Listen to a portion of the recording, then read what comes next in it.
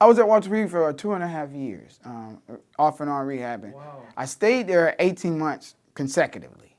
And then they started to let me take furlough or leave, and I was able to come home because they felt like it was safe enough. But when I was finally released, it had been about 2.5 years.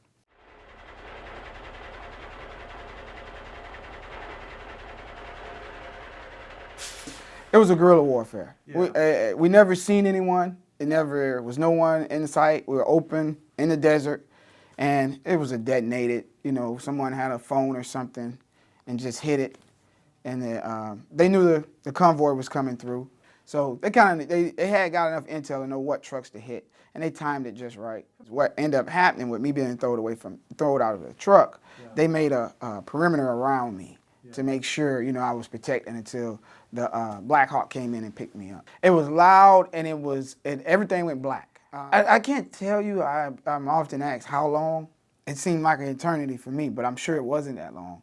And I did not know that my leg was shattered.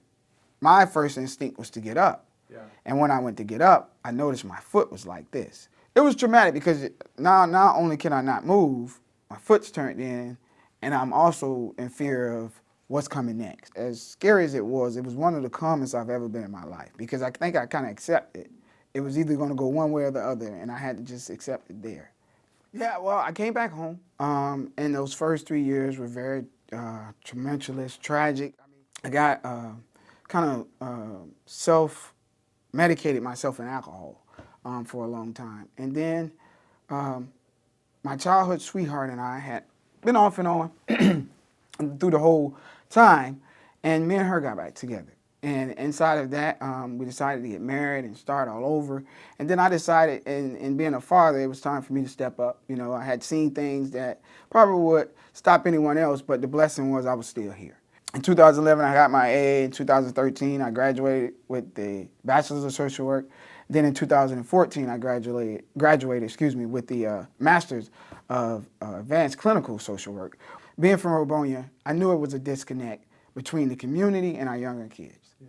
And I knew what I had learned as far as, from a clinical standpoint, I could be a benefit to the young kids that were coming up. And if I could start there, then I can help the next generation. My goal is to combine the resources that we can here to make sure the community gets the resources that they need to continue to grow and develop. When I think of African American, I think of that's what it comes back to me. You know, even though I know it's a box that sits over me, at the end of the day, I feel as if I see myself as just a good-hearted individual that just want his community to grow and to be able to be positive for my kids to one day to be able to do the same things. That's it.